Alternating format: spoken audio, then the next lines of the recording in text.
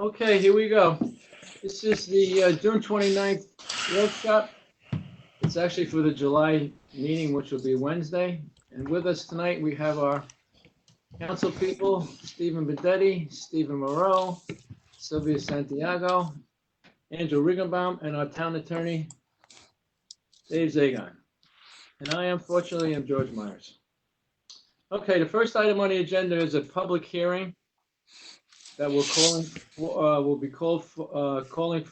have the public hearing for Empire Properties LLC. They are looking for some administrative relief from the moratorium, so we'll hear them out. That'll be the first thing we'll do on Wednesday night. The second item on the agenda is I talked to Anthony Faya, who is our highway superintendent, and the roads are in pretty rough shape in town. They've been let go for the last 10 or 12 years.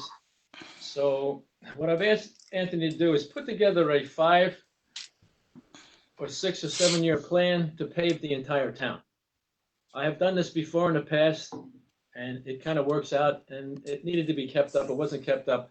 So Anthony's going to put together a plan for us, which we'll take a look at, and we'll have to bond it. But some of the roads in town are in very, very poor condition. We should have some money left over for the highway overtime this year and for the salt that we didn't use. So we're going to do some paving this year, and it's to the tune of about $250,000. And he's given me a list of roads that he wants to do. I'm still kind of discussing with him some of these things, but like there's some developments that are in very poor shape. So we'll be able to do something this year, but next year we should begin the 5-year plan. Pave everything. And then it should just be kept going. It should be upkeep. So hopefully we'll be able to do that, but we'll need to take a look at what his plan looks like and what the bonding would be, and then we'll make a final decision. The next item on the agenda is a comprehensive emergency management plan that Tony D'Angelo and I think Steve Bedetti kind of had put this together for us, and it's required to be updated every 5 years. So this is an updated copy, and I know that the board members have all been given one. And this plan is, if we have some of these serious emergencies, we actually have some plan in place how to handle it. And we just won't be kind of flying by the seat of our pants. The next item is we're going to have a public hearing Wednesday regarding no smoking.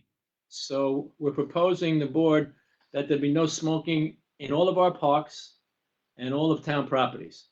So we'll have that public hearing, and we'll hear from the public on Wednesday as to what their thoughts are, and then we'll have a vote, and we'll see how it goes. The next item on the agenda, just to catch you people up to date, is that new equipment for the recreation parks. The recreation park at 244 Union Avenue is pretty much done. The new piece, it's very nice.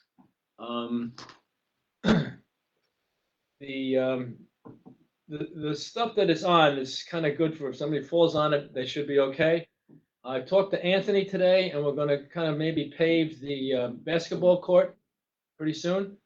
And we're going to put some sod down because the grass is in pretty rough shape there around the playground. So that will be done. And then we're expecting that the equipment for the rest of the parks will be in sometime in July. It was supposed to be in June, but the COVID-19 has thrown back the supplier. So he's telling us it'll be in July. We're going to store the property out at the equipment out at Stewart, and then we'll put it in. The next park that will be updated will be Plum Point. And then from Plum Point, we'll go to San G. And then from there, we'll go to Little Falls. And then we'll see what type of equipment we have left over. We'll put something down in Butterhill. So if you have a chance, you run down and see that equipment. It looks very nice. The next item on the agenda is something I just wanted to bring you up to date on. These are these police body cams. I've been talking to the chief of police for about 2 weeks about we needed to get these. And what's been going on in the country, I just sensed that it was going to be pretty mandatory soon, and lo and behold, the governor comes out with something. So we are now making plans to get this. I've talked to John McDonnell. We seem to have the infrastructure in place to do this. So the only thing we need to do is get the cameras. We think we can get by with about 25 or 30 cameras. They're about $600 a piece, depending on what vendor we go with.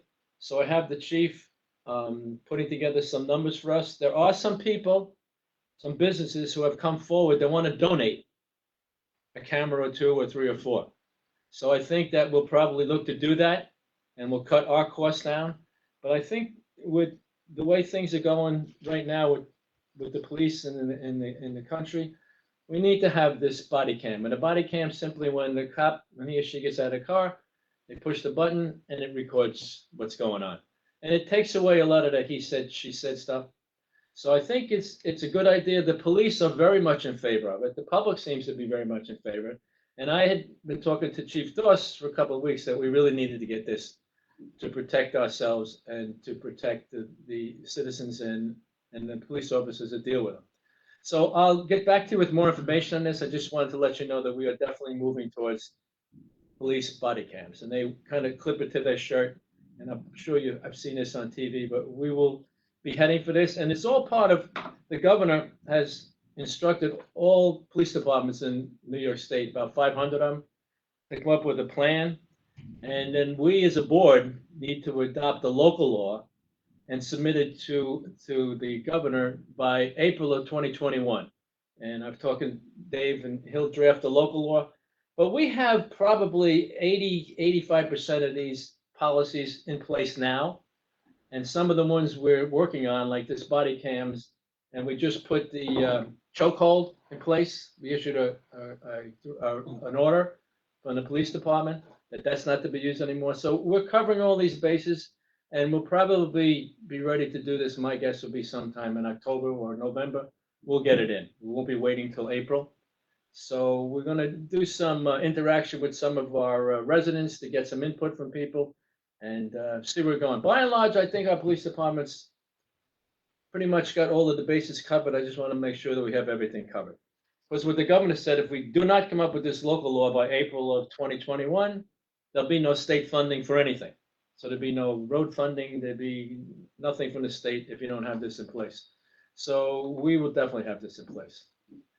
The next item on the agenda, we're going to call a public hearing for an amendment to the moratorium local law. And what the amendment is strictly just has to do for first responders. One of our fire departments is considering building a new fire station. So we're going to make an exception for them in the moratorium. So we'll have a public hearing. We'll hear from people about that. The next item on the agenda is the awarding of a bid for standby generators for the sewer pump stations. And how many of them are there, Stephen? Daddy? You know, 8, 9? Oh, Christ. There's 9 more to do. Okay, so these what we used to do with these sewer pump stations when we had a power outage, we run around and drag a pump generator out there so we could get the pump going again. Now each one's going to have its own generator, except for 2 of them that happen to be on people's property. Then we'll drag out the portable ones. But there'll be 6 or 7 of them that will be installed on the property. So that went out the bid, and I think the bid we'll talk about it at the meeting on Wednesday. But I think the low bid was about 800,000, of which there's some grant money coming in, so there will be the total bill to the town.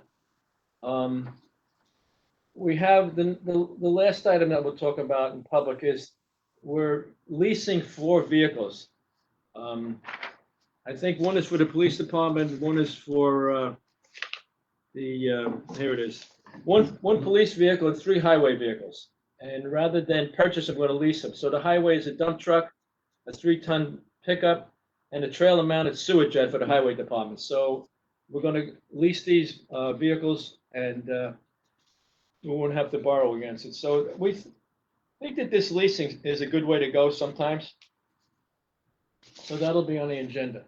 Okay, I think at that point, we're done with the actual meeting, and we'll go to executive session now to discuss a few things. So we'll go offline now, and we'll hope to see everybody Wednesday at 7 o'clock for the town board meeting virtually, and hopefully that'll be our last one, I'm hoping.